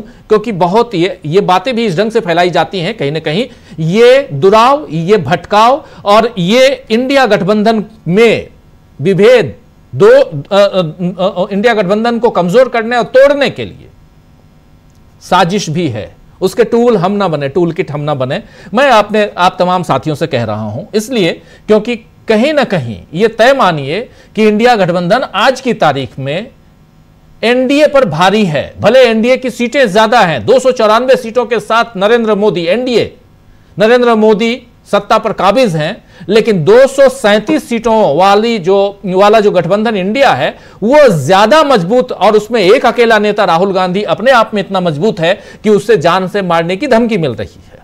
तो आप समझ सकते हैं कि क्या कुछ चल रहा है। लेकिन बहुत महत्वपूर्ण आप लोगों ने अपनी बातें रखी हैं, इंपॉर्टेंट है, उन बातों की चर्चा होनी भी चाहिए। आना चाहता हूं अमलेंदु जी आपके पास। अमलेंदु जी, कैसे देखते हैं आप खासकर राहुल गांधी की राजनीति और उनके ऊपर हमले क्यों तेज हो गए हैं? अभी तक तो ये होता था कि इनको संसद से बाहर करो, इनके ऊपर 2-4 केस लगा दो। अब केस से बाहर 20-22 केसेस तो राहुल गांधी के ऊपर हैं जो लड़ रहे हैं, वो अब केस से बाहर जान से मारने की धमकी दी जाने लगी। ये किस मोड पे है? यानी अगर आपका एजेंडा नंबर 1 काम नहीं करता है तो एजेंडा नंबर बी पे चले जाओ, बी नहीं काम करता तो सी पे चले जाओ, ये चल रहा है क्या? आने वाले समय में और भी बहुत कुछ देखने वाले हैं क्या? ऐसी हरकतें और भी होंगी सियासत में? राजीव जी, निश्चित तौर पर आने वाले समय में ऐसी हरकतें और होंगी, और ये कोई एजेंडा ए और तो उसके स्टेपनी में बी रखा हो, स्टेपनी में सी रखा हो, ऐसा नहीं है। ये सारे एजेंडे पैरेलल चल रहे हैं, और जिस तरीके से भारतीय जनता पार्टी की अपनी कार्यप्रणाली रही है, वो 10 चीजें एक साथ करती है और 10 पैरेलल बना के चलती है, तो उसी के तहत ये सब हो रहा है। देखिए राजीव जी, ऐसा नहीं है कि अचानक से एक केंद्रीय मंत्री है वो आतंकवादी बोल देता है, उसका दूसरा जो है वो यूपी का मंत्री है वो मध्य प्रदेश में जाकर बोल देता है, तीसरा एक शिंदे का विधायक है वो जीप काटने पे 11 लाख का इनाम दे देता है, गृह मंत्री कह देता है मैं पॉलिटिकल बयान पर बात नहीं करूंगा। तो भैया अगर ये पॉलिटिकल बयान है सारे, तो अपने मुख्यमंत्री से कह देना मैं बच के वापस जा रहा हूँ, वो भी पॉलिटिकल बयान था, उस पर कहा इतना हल्ला मचा हुआ था। अगर ये सारे पॉलिटिकल बयान है कि राहुल गांधी को जो धमकियां दी जा रही हैं, तो फिर तो कोई हल्ला नहीं होना चाहिए था। दूसरा राजीव जी देखिए, आ कहाँ से रहा है, प्रेरणा कहाँ से मिल रही है? प्रेरणा वहीं से मिल रही है, डोडा में जो प्रधानमंत्री की रैली हुई, वहां जो कहा गया आखिर में अपने भाषण के अंत में भारत माता की जय के नारे लगवाए गए, और फिर कहा गया कि आवाज धीमे आ रही है, जरा ऐसे बोलो कि पॉज दिया गया कि वो नफरत की दुकान के सारे पिलर गिर जाए। तो यानी ये जो है वो तो प्रेरणा तो आ रही है ना कहीं से, लोग प्रेरणा लेते कहाँ से? तो ये असल में राजीव जी है ये कि राहुल गांधी ने जिस तरीके से लोकसभा चुनाव के बाद लगातार अपने हमले जारी रखे हैं, और सिर्फ हमले जारी नहीं रखे बल्कि मुद्दों पे उन्होंने बातचीत की है, और मुद्दों के जवाब किसी भी तरीके से नहीं है। जो 100 दिन का एजेंडा था प्रधानमंत्री का, वो 100 दिन का एजेंडा प्रधानमंत्री को ही नहीं मालूम क्या था। कल जब उन्होंने पूरा भाषण दिया है अपना जिस तरीके से, तो उस 100 दिन में उन्होंने क्या किया ये तो बताया नहीं, लेकिन ये बताया कि 100 दिन उन्होंने बड़ी मेहनत करी। अरे भाई मेहनत क्या करी आपने? चट्टान पे सोए थे क्या? यही मेहनत थी? तो क्या मेहनत थी ये देश को मालूम नहीं पड़ा। इन 100 दिनों में आपकी सरकार ने देश की जनता के लिए क्या काम किए, देश कितना आगे बढ़ा, ये कुछ नहीं बताया गया। तो 100 दिन में आपकी विदेश यात्राएं तो हुई, तो ये तो ठीक है, देश को मालूम है आपकी विदेश यात्रा हुई, लेकिन देश के लिए आपने क्या काम किया? अब अगर जातिगत जनगणना के सवाल पर राजीव जी भारतीय जनता पार्टी को बैकफुट पर जाना पड़ रहा है, और अब जब 100 दिन का जश्न मनाया जाता है तो भले ही रात को 12 बजे उनको बधाई दे दी जाती है एक खास दल की तरफ से, लेकिन जश्न में तो शरीक नहीं होते नेता लोग। तो ये बहुत सारी चीजें हो रही हैं। तो राहुल गांधी इसीलिए निशाने पे है, चूंकि अब राहुल गांधी का एजेंडा सिर चढ़ के बोल रहा है, और राहुल गांधी के एजेंडे की काट किसी भी तरीके से भारतीय जनता पार्टी के पास या प्रधानमंत्री नरेंद्र मोदी के पास नहीं है। असल जो चिंता का विषय है भारतीय जनता पार्टी का वो यही है। तो इसीलिए इस तरह की घटनाएं अभी और आगे बढ़ेंगी, और ये शाब्दिक हमले जो है अभी और बढ़ते जाएंगे। जी जी बिल्कुल। डॉक्टर साहब आपके पास आना चाहता हूं। राहुल गांधी का जिक्र कर रहे हैं यहाँ पे अमलेंदु उपाध्याय जी, हम लोग भी राहुल गांधी की बात कर रहे हैं। इंडिया गठबंधन में भी शायद अब कमोबेश या कहें तो पूरी तरह से तमाम इंडिया गठबंधन के जो नेता हैं, चाहे वो अरविंद केजरीवाल हों, चाहे वो ममता बनर्जी हों, चाहे अखिलेश यादव हों, तेजस्वी यादव हों, या उधर स्टालिन हों, उद्धव ठाकरे हों, ये भी समझ गए हैं कि भाई ये गठबंधन जो है वो राहुल गांधी के इर्द गिर्द ही है। अब नेता घोषित हों या अघोषित हों, राहुल गांधी के इर्द गिर्द इंडिया गठबंधन जो नहीं समझा है शायद वो जल्दी समझ जाएगा। आप याद कीजिए ममता बनर्जी ने क्या कहा था बेंगलुरु की सभा में, जब इंडिया गठबंधन का, राहुल इज आवर फेवरेट। उन्होंने सबसे परिचय करते हुए, सबको नमस्कार करते हुए राहुल को फेवरेट कहा था। वैसे ही आप लालू प्रसाद यादव को देख लीजिए, जो राहुल गांधी की शादी करवा रहे थे, कह रहे थे अब शादी कर लो। उसके बाद आप तेजस्वी यादव को भी देख रहे हैं। अखिलेश यादव ने साफ साफ ये मान लिए वो कि उत्तर प्रदेश में अगर राजनीति, आज की तारीख में राजनीति करने, मैं कल की राजनीति, बीते हुए कल और आने वाले कल की बात नहीं कर रहा हूं, वर्तमान राजनीति की बात अगर देखी जाए तो उसमें राहुल गांधी एक वो अपनी भारत जोड़ो यात्रा के बाद से वो पकड़ जमीन स्तर पर मजबूत कर चुके हैं। क्या यहां अगर चाहे अरविंद केजरीवाल की बात हो या दूसरे तीसरे किसी भी नेताओं की बात हो, इंडिया गठबंधन की बात हो, तो यहां क्या लगता है आपको कि अब ये समय नहीं आ गया है कि जब राहुल गांधी पे हमले वाली बात हो रही है तो दूसरे नेता भी खुलकर राहुल गांधी के समर्थन में सामने आए? तो डॉक्टर साहब, इस वक्त राहुल गांधी भारतीय राजनीति के वो अपरिहार्य पात्र हैं जिनके बिना भारत की राजनीति का कोई महानाट्य नहीं लिखा जा सकता। आज जो कुछ मंचित हो रहा है उसमें नरेंद्र मोदी के बाद या आज की तारीख में नरेंद्र मोदी से पहले राहुल गांधी का नाम, एक ताजा बयान और आपको याद दिला देते हैं। अमित शाह के बयान का जिक्र हो रहा है। अमित शाह ने कहा है कश्मीर के चुनाव के संदर्भ में कि राहुल और अब्दुल्ला यानी फारूक अब्दुल्ला का जिक्र करते हैं, इनका एजेंडा ये है कि अगर ये सरकार में आए तो आतंकवादियों को रिहा करेंगे और पाकिस्तान से बातचीत करेंगे। कितनी मजेदार बात है। ये उस पार्टी का नेता कह रहा है जिसकी सरकार ने मौलाना मसूद अजहर जैसे आतंकवादियों को बाइज्जत कद्दार छोड़ने का काम किया। बातचीत पाकिस्तान से करना, पाकिस्तान से बातचीत करना कब अपराध हो गया? और क्या जम्मू कश्मीर में सरकार बन जाने मात्र से एक राज्य की सरकार पाकिस्तान से रिश्ते सुधारने के लिए बातचीत कर लेगी? अटल बिहारी वाजपेयी ने पाकिस्तान से बातचीत नहीं की क्या? नरेंद्र मोदी बिना न्योते के बिरयानी खाने नहीं गए पाकिस्तान क्या? पाकिस्तान आज की तारीख में भी हमारा मोस्ट फेवर्ड नेशन नहीं है क्या? तो आप अंदाजा लगा सकते हैं कि राहुल गांधी के बिना उनका व्याकरण पूरा ही नहीं होता। उनकी पूरी राजनीति की धुरी इस वक्त राहुल गांधी है। इसलिए आपका सवाल वाजिब है कि इस वक्त जो लड़ाई राहुल गांधी लड़ रहे हैं मोदी, शाह, भाजपा, संघ से, उसमें उनके जो बाकी के संगी साथी हैं, इंडिया गठबंधन के लोग हैं, उन्हें खुलकर साथ देने की जरूरत है। यद्यपि दे भी रहे हैं, अखिलेश यादव, उद्धव ठाकरे, स्टालिन तो उनके बहुत निजी दोस्त जैसे लगते हैं, जो उनका सोशल मीडिया पर संवाद भी होता है, आप देख सकते हैं। तेजस्वी भी उनके साथ है। तो मुझे नहीं लगता कि जब वक्त आएगा तो इनमें से कोई राहुल गांधी के साथ खड़ा नहीं होगा।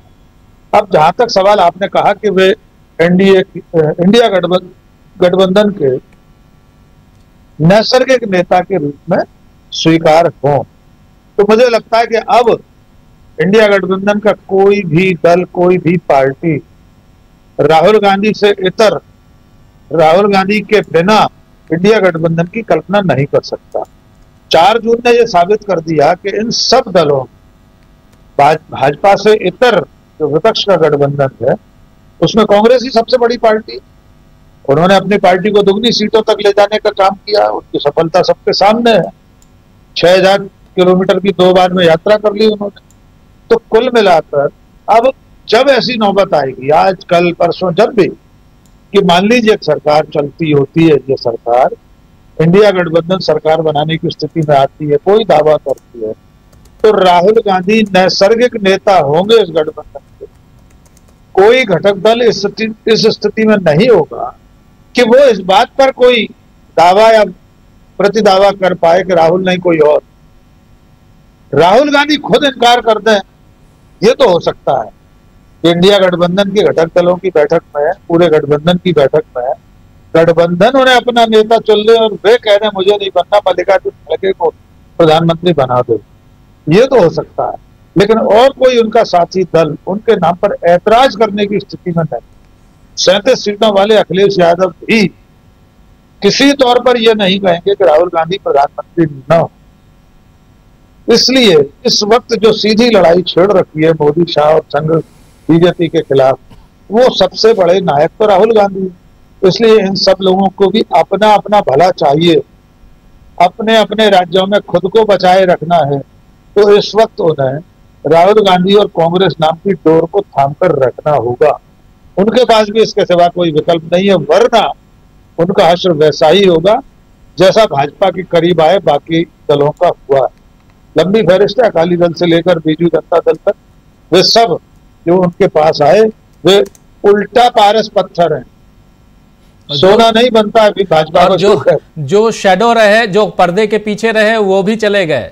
आप देख लीजिए, चाहे तेलंगाना हो या आंध्र प्रदेश हो, बीआरएस को देखिए, वाईएसआरसीपी को देखिए, या आप उधर ओडिशा में देखिए, पूरी सरकार दे दी नवीन बाबू ने। मैंने कहा ना, उलट पारस पत्थर है भारतीय जनता पार्टी। वो पारस पत्थर जिसको छूने से सोना बन जाता है कोई, ये वो पारस पत्थर है जैसे छूने से लोहा बन जाता है। तो इन दलों को अपने अपने राज्यों में खुद को बचाना चाहिए। इसलिए वे राहुल गांधी और कांग्रेस के साथ बने रहें, बचे रहें, इस पर उनका खुद का बना है। जी जी, बिल्कुल बिल्कुल सही आप कह रहे हैं। प्रशांत जी मुस्कुरा रहे हैं, आपके पास जल्दी से आता हूं, फिर प्रोफेसर रविकांत जी के पास आता हूं, क्या कुछ जोड़ेंगे इसमें? देखिए राजीव जी, हर 10-15 साल में समाज की वैल्यूज, जनरेशन बदलती है। नए नागरिक आते हैं, नए मतदाता आते हैं, नए बच्चे स्कूल में जाते हैं, स्कूल के बच्चे नए कॉलेज में आते हैं, रोजगार में नए लोग आते हैं। ये रिसाइकलिंग समाज में होती है। तो हर 10-15 साल में मुद्दे समाज कैसे रिएक्ट करेगा वो सब बदलते हैं। और इस बदलते समय में राजनीतिक पार्टियों के सामने भी चुनौती है कि वो अपने आप को कितना बदलती हैं। मैं मिसाल देता हूं 3-4 पार्टियों की। राहुल गांधी ने कांग्रेस को, जिसको कहें कि 180 डिग्री बदल दिया, कहां से कहां। और जिस वजह से जब समाज बदल रहा है और कांग्रेस पार्टी ने अपने आप को नहीं बदला था, तो कांग्रेस पार्टी 50 भी नहीं ला पाई थी और 50-55 पे रह रही थी। अब कांग्रेस पार्टी देश की राजनीति की धुरी पर है। यह राहुल गांधी की वजह से हुआ, क्योंकि उन्होंने पार्टी को, जिसको कहते हैं कि ड्राइंग बोर्ड में जाना, वापस वहां वो गए।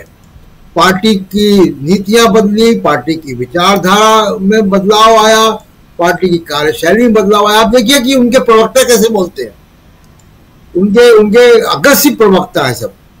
कम्युनिकेशन उनका डिपार्टमेंट चेंज हुआ है। अब आप उद्धव ठाकरे की पॉलिटिक्स को देखिए, 180 डिग्री, कहां बाला साहब ठाकरे और कहां उद्धव ठाकरे। 180 डिग्री बदला, क्योंकि समय की मांग है। इस वक्त बाला साहब ठाकरे की राजनीति नहीं कर सकती थी, उद्धव ठाकरे ने बदला। अखिलेश यादव ने अपने आप को मुलायम सिंह से बदला, काफी आगे गए। शरद पवार को आप देखिए, तमाम लोग आरोप लगाते रहे, मैंने कभी नहीं कहा, पवार के ऊपर तमाम लोग शक करते हैं, कहा करते, लेकिन मैंने कभी भी नहीं कहा कि पवार ने बेसिक पॉलिटिक्स में कॉम्प्रोमाइज नहीं किया। आपने जी कभी भी नहीं किया। उनके ऊपर आप शुभा करते रहे, शक करते रहे, वो जलेबियां घुमाते रहते हैं, लेकिन उन्होंने अपनी बेसिक पॉलिटिक्स से नहीं किया। और अब आप देखिएगा, आम आदमी पार्टी के सामने चुनौती आई है कि अरविंद केजरीवाल ने इस्तीफा दिया है, आशीष मालेरा मुख्यमंत्री होंगी। आम आदमी पार्टी भी अपने आप को बदलेगी, जिसकी अभी चेतावनी आपने दी, नाम गिनाए, चाहे वो बीआरएस हो, चाहे बीजेडी हो, चाहे वो वाईएसआरपी कांग्रेस, जिनका बी टीम का लेबल लगने के बाद जिनको जनता ने पनिश किया। मुझे लगता है कि आम आदमी पार्टी और अरविंद केजरीवाल बहुत होशियार पॉलिटिशियन है, स्मार्ट पॉलिटिशियन है, वो इसको रिव्यू करेंगे कि, और आम आदमी पार्टी भी आप देखिएगा कि इस झटके के बाद से अलग पार्टी होकर निकलेगी। अब मेरी चिंता का केंद्र क्या है, ये एक पॉलिटिकल पार्टी है और एक विचारधारा है जो 99 साल से नहीं बदली।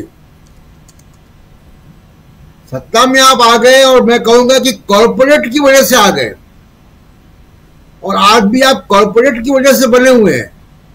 जिस दिन कॉर्पोरेट, मैं चंद्रबाबू नायडू और नीतीश कुमार की बात नहीं कर रहा हूं राजीव जी, जिस दिन अब कॉर्पोरेट अपना मीडिया हटा लेगा नरेंद्र मोदी से, जिस दिन ये मीडिया वैसा हो जाए जैसा कि मनमोहन सिंह के समय था और उनकी सरकार सवाल पूछ रहा था, 48 घंटे सांस लेना मुश्किल हो जाएगा, 48 आवर्स।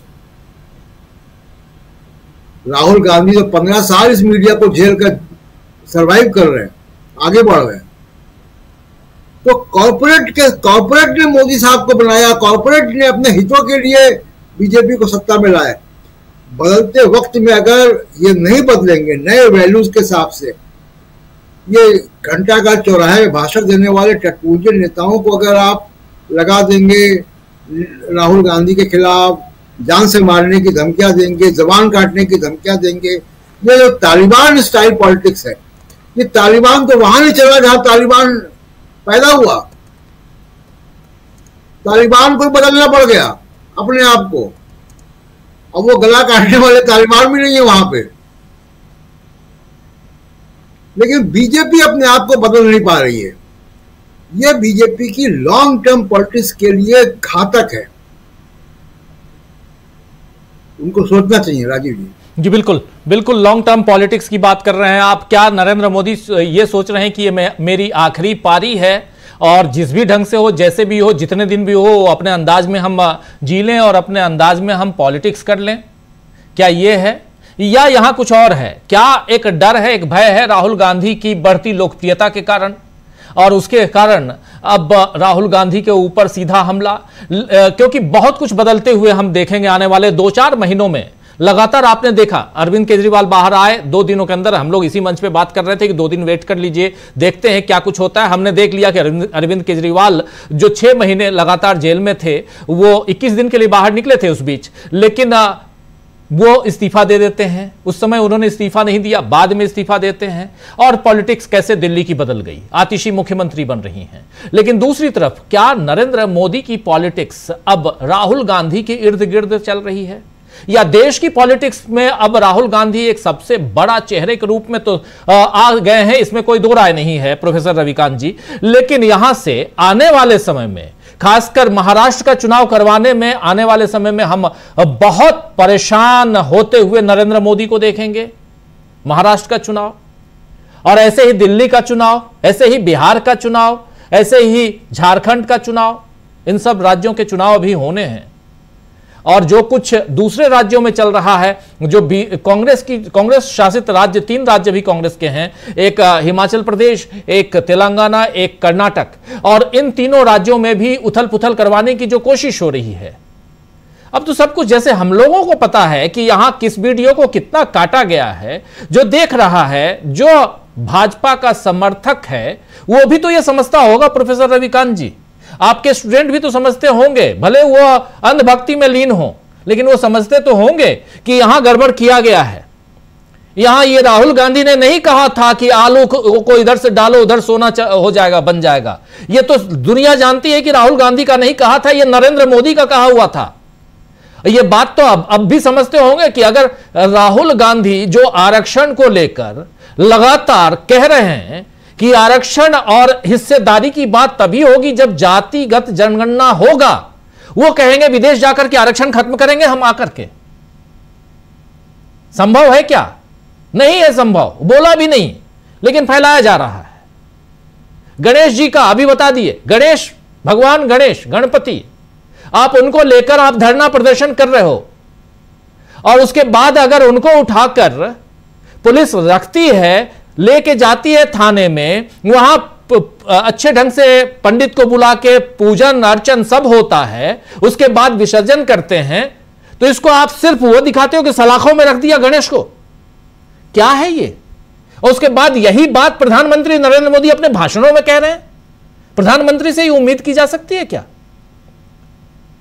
तो प्रोफेसर रविकांत जी, यहां ये कैसे आप देखते हैं कि जो घटनाक्रम है, जिस दिशा में ये सब टिटबिट्स थोड़े थोड़े मैं नमूना रख रहा था इसलिए क्योंकि यहां से आने वाली जो राजनीति है, सियासत है, उसका अनुमान लगाया जा सकता है, और आपसे बेहतर कौन लगाएगा, जरा बताइए।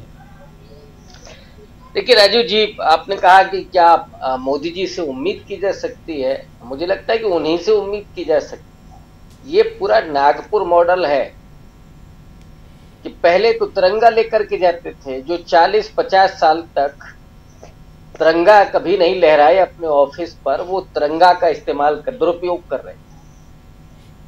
फिर उन्होंने भगवा को ले जाकर के शुरू किया, और अब वो गणेश की मूर्ति को, अभी हो सकता है और मूर्तियां लेकर के जाए, लेकिन असल में आप देखिएगा कि ये हिंदू धर्म को किस तरीके से अपमानित कर रहे हैं। धरने में आप मूर्ति लेकर के नहीं जा सकते, नहीं लेकर के जाना चाहिए।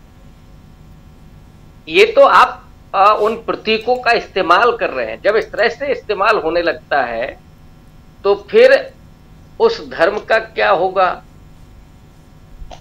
और उस पर भी तमाम सवाल खड़े होने लगेंगे। इसलिए मैं कह रहा हूं कि अभी ये और एक्सट्रीम लेवल पर जाएगा। जितना ज्यादा नरेंद्र मोदी फंसेंगे, जितना ज्यादा नागपुर की लॉबी परेशान होगी राहुल गांधी से, कांग्रेस पार्टी से, वो उतना ही ज्यादा अभी जाएंगे। तो हमें तो कोई उम्मीद नहीं है कि नहीं साहब वो रहम कर दें। आरएसएस के 100 मुख हैं। एक मुख बोलेगा कि जाति जनगणना कराएंगे, दूसरा बोलेगा कि साहब ब्राह्मणवाद बड़ा खराब है, तीसरा बोलेगा कि जाति व्यवस्था अच्छी है, चौथा बोलेगा आरक्षण खत्म होना चाहिए। ये आप देखते चलिए, और एक मुख राहुल गांधी की भी तारीफ कर देगा। ये दरअसल पूरा, इसीलिए शायद मधु लेमे ने कहा था कि ये जो आरएसएस है वो र्यूमर स्प्रेडिंग सोसाइटी है। इनको हमेशा र्यूमर फैलाना है, लेकिन उस र्यूमर से आगे अब ये निकल लोगों को हिंसा के लिए उकसाना, और ये कोई आज का प्रोजेक्ट नहीं है, लेकिन अब तो राहुल गांधी के खिलाफ ये करना, इससे सीधा आप अंदाजा लगा सकते हैं कि देश के लोग किस कदर अब राहुल गांधी की तरफ देख रहे हैं। पूरा मोदी मॉडल ध्वस्त हो चुका है। सबसे अच्छा इन 10 साल में जो हुआ कि आरएसएस की राजनीति जो ढकी छिपी थी वो पूरे तरीके से बेपर्दा हो गई है और आखिरी हिस्से तक चली गई। पहले कुछ ही लोग जानते थे जिन्होंने आरएसएस के इतिहास को पढ़ा था या आरएसएस के विचारकों को पढ़ा था, लेकिन अब जन सामान्य भी जानने लगा है कि आरएसएस असल में क्या है। तो इनके दिन तो लद चुके हैं, लेकिन वो एक कहावत है ना कि दीपक बुझने के पहले ज्यादा फड़फड़ाता है। तो ये वो फड़फड़ाने वाली स्थिति है कि अभी और राहुल गांधी को आप गाली देंगे, और वो व्यक्ति है कि खामोश है, आप कितना गाली देंगे, क्या करेंगे। लेकिन एक वो जो खतरा है जिस तरफ इशारा प्रशांत जी ने किया और हम सब चिंतित हैं, वो निश्चित रूप से बहुत गंभीर मुद्दा है और उसको किसी तरीके से नहीं खारिज किया जा सकता है। लेकिन जितनी चीजें आज आ रही हैं, मैंने कहा ना कि अभी चुनाव जो होने हैं, हरियाणा में ही क्या होगा। हरियाणा तो जस्ट दिल्ली एनसीआर में बहुत बड़ा हिस्सा आता है, और वहां पे लुटिया डूब रही है। वहां पे आलम यह है कि मोदी जी अभी गए थे कुरुक्षेत्र सभा करने, 5000 लोग नहीं जुटे पूरे तरीके से। जबकि आज के 5 साल 10 साल पहले आप देखेंगे तो नरेंद्र मोदी के सभा में इतने लोग तो केवल मोदी मोदी करते थे, जितने लोग सभा में नहीं थे।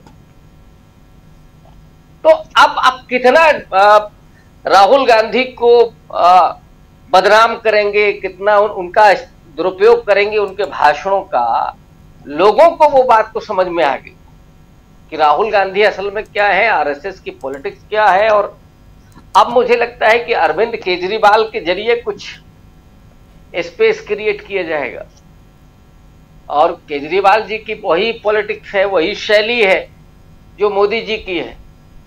तो अब कोशिश वो होगी, लेकिन मुझे लगता है कि एक समय जो था मोदी जी की राजनीति का, वो समय अब ढलान पर है। अब मोदी जी का जो सूर्य था वो अब अस्ताचल की तरफ है, नए सूर्य का उदय होना है, वो लोग देख रहे हैं और ये लोग अब करने वाले हैं। और इसीलिए मुझे लगता है कि बीजेपी और आरएसएस में ज्यादा बेचैनी है और ज्यादा एक तरह से कहते हैं उग्रता है, लेकिन वो भी खत्म होगी जो हम लोग देख रहे हैं। जी जी बिल्कुल बिल्कुल। डॉक्टर दीपक पाचपोर जी, गांधी जी पर आपने तो बढ़िया रिसर्च किया हुआ है। गांधी जी और उनके काल में भी नफरत और बाकी चीज़ें, इसका जिक्र अभी हम लोग कर भी रहे थे। ज़रा आज के दौर को, ज़रा उस दौर से उसकी तुलना कीजिए, ज़रा आपसे समझना चाहता हूँ। एक गंभीर विषय और बहुत महत्वपूर्ण है। जब हम सिर्फ यहाँ मामला बात राहुल गांधी की नहीं है, बात बुलडोजर राजनीति या बुलडोजर एक्शन की नहीं है, लेकिन बात इतनी जरूर है कि समाज को हम दे क्या रहे हैं, जिसकी सरकार है वो सरकार दे क्या रही, ये सवाल तो पूछा जाएगा ना। जरा आपसे समझना चाहता हूँ डॉक्टर दीपक पाचपुर जी। मेरा फिर से वही कहना है कि मोदी सरकार का सबसे बड़ा जो फेल्योर है एक लोकतांत्रिक व्यापक परिप्रेक्ष्य में, कि उन्होंने भारत की जो नैतिकता थी, लोकतांत्रिक मूल्य थे, आदर्श थे, उसकी अगुवाई करने में पूरी की पूरी तरह से विफल रहे हैं। आप पता नहीं भौतिक विकास का दावा जरूर कर रहे हैं, वो भौतिक विकास क्या हुआ ये हमें भी पता है, लेकिन मेरा ऐसा मानना है कि कोई भी समाज अगर भौतिक रूप से उसका कुछ नुकसान होता भी है तो कुछ वर्षों में वो उसे पा लेता है, लेकिन अगर उसका मूल्यगत नीतिगत अगर कोई नुकसान होता है, उसके आदर्श अगर आप धाराशायी कर देंगे तो उस समाज को बनने में बहुत लंबा समय लग जाएगा। आप देखिए, आपने महात्मा गांधी का जिक्र किया, तो महात्मा गांधी की ज्यादा बड़ी लड़ाई जो थी वो देश को आजाद कराने के साथ साथ ये थी कि किस प्रकार से भारतीय मूल्यों के आधार पर उस आजादी को पाया जाए। ये महात्मा गांधी की ज्यादा बड़ी लड़ाई थी। समानता है, धर्मनिरपेक्षता है, बंधुत्व है, भाईचारा है, इस सबको साथ में लेके आपको आजादी पानी है, ये बहुत आवश्यक था। अभी भी मैं पहले भी एक दो बार कह चुका कि राहुल गांधी की सबसे बड़ी जो विशेषता ये है, उनके इस तमाम पिछले 2-2.5 सालों का जो अभियान है, भारत जोड़ो या न्याय यात्रा, इन्होंने भारत को हिंसक होने से बचा लिया है। उन्होंने कहा आप बड़ी से बड़ी लड़ाई जो है वो अहिंसक तरीके से लड़ सकते हैं, और इसीलिए मुझे ऐसा लगता है कि जब कोई भी ऐसी बात होती है, कोई उन्हें धमकी देता है या कोई उनकी जबान काटने की बात करता है, तो उसको बहुत खामोशी से वो उसके पार दूर चले जाते हैं। यहां तक कि आप देखिए कि उनके ऊपर जो सबसे ज्यादा हमला करने वाली स्मृति ईरानी जो थी, स्मृति ईरानी के बारे में भी उन्होंने यही कहा कि कोई उनका अपमान न करे, जीत हार होती रहती है। अभी आप देखिए कि किस प्रकार से विरोधियों को जीतने का जो तरीका है, राहुल गांधी ने बहुत कच्ची उम्र में लोगों को बताया है। अब आप देखिए पिछले 2-2.5 महीनों में स्मृति ईरानी का अता पता नहीं है, वरना इस समय वो फोरफ्रंट पर रहती। जो बातें आज ये लोग कह रहे हैं उसी के साथ उस ऑर्केस्ट्रा में ये भी शामिल रहती स्मृति ईरानी, लेकिन स्मृति ईरानी अब पिछले 2-2.5 महीनों से खामोश है। विरोधियों को जीतने का ये जो तरीका गांधी का तरीका था, नेहरू का तरीका था, उसी तरीके को राहुल गांधी आजमा रहे हैं। बड़े आश्चर्य की बात है कि लोग कैसे इस चीज को नहीं ध्यान दे रहे हैं कि आप समाज को आपने बहुत ही उस हिंसा से बचा कर रखा हुआ है। वो सब कुछ कर रहे हैं, अदानी के खिलाफ भी बात कर रहे हैं, मोदी के खिलाफ भी बात कर रहे हैं, संघ जैसे ऑर्गेनाइजेशन के खिलाफ बात करना कोई छोटी मोटी बात नहीं होती, लेकिन राहुल गांधी कर रहे हैं क्योंकि वो जो हिम्मत उनके अंदर आई है। और दूसरा ये कि उनके पास तो बहुत ही कमजोर किस्म का संगठन था। कांग्रेस संगठन की थोड़ी ताकत हमको अब नजर आ रही है। आप 2-2.5 साल 3 साल पहले की बात कीजिए तो बहुत ही कमजोर किस्म का कांग्रेस थी हम लोगों के पास, लेकिन इसके बावजूद जो है राहुल गांधी ने उसी के बल पर, उनकी असली ताकत जो है वो नैतिकता है, उस नैतिकता के बल पर ही आज वो बहुत ही साहसिक तरीके से यहाँ पर खड़े हैं। ये असली बात है। तो मुझे ऐसा लगता है कि गांधी के वो जो वैल्यूज थे वो समाज में उन्होंने जिंदा रखा है। ये भी एक बड़ा योगदान है। वो सत्ता में आते हैं नहीं आते, प्रधानमंत्री बनते हैं नहीं बनते, ये सब मैं नहीं जानता, लेकिन असली बात है उनकी सबसे बड़ा जो प्रदेय है वो शायद यही है कि उन्होंने भारतीय मूल्यों को बचा कर रखा है। ये असली बात है। जी बिल्कुल राजीव जी, बिल्कुल बिल्कुल। गांधी और गांधी जी की बात, अब हिंदुस्तान तो गांधी का देश है आप जानते हैं, और उस हिसाब से गांधी का जिक्र बार बार यहाँ आएगा, लेकिन जो कुछ आज की सियासत में चल रहा है उस पर सबकी निगाहें टिकी हुई हैं और इससे आगे का भविष्य नजर आता है। और भविष्य जो है वो भारतीय राजनीति का अभी अंधकारमय दिखाई देता है, क्योंकि सत्तारूढ़ जो दल है वो कहीं ना कहीं नफरत परोसते हुए नजर आता है। इसलिए ये बात यहाँ बहुत खुले तौर पर कह रहा हूँ। क्यों इसलिए कह रहा हूँ, और हो सकता है कि बातें कड़वी लगें, लेकिन सच यही है कि अगर कोई भी नफरत फैलाने की कोशिश करे तो उसे रोकने की कोशिश कीजिए। क्यों बुलडोजर की राजनीति हो रही है और क्यों सुप्रीम कोर्ट को इस पे हस्तक्षेप करना पड़ता है, याचिकाएं दाखिल की जाती हैं, इसलिए भी समझना होगा। राहुल गांधी के ऊपर जो लगातार हमले हो रहे हैं, मौखिक ही सही लेकिन वो भड़काऊ हमले हैं, जान से मारने की धमकी है, और इतना ही नहीं इनाम घोषित किए जा रहे हैं। आखिर क्यों? इस पर सरकार क्या कर रही है, ये भी सवाल है। चलिए, ये इन तमाम मसलों पे एक पॉडकास्ट आपको हम लोग दिखाएंगे। अभी से ठीक थोड़ी देर बाद आप पॉडकास्ट हमारे और प्रशांत टंडन जी के बीच एक बातचीत, गुफ्तगू, उसको जरूर देखिएगा इस कार्यक्रम के बाद। और बहुत बहुत शुक्रिया अदा करता हूं डॉक्टर राकेश पाठक जी, डॉक्टर दीपक पाचपोर जी, प्रशांत टंडन जी, प्रोफेसर रविकांत जी और अमलेंदु उपाध्याय जी, आप सबका इस कार्यक्रम में जुड़े रहे आप लोग, आप सबका बहुत बहुत शुक्रिया। आप तमाम साथी जो हमारे साथ बने हुए हैं, आप सबका भी बहुत बहुत शुक्रिया अदा करता हूं। वारिस अंसारी साहब हमारे साथ हैं और हमारे साथ वंशीलाल धौलपुरिया साहब हैं, ओमर अली साहब हैं, दीपक परब साहब डरो मत, जुड़ेगा भारत जुड़ेगा, इंडिया गठबंधन जीतेगा लिख रहे हैं, और निशित पटेल साहब हैं, संविधान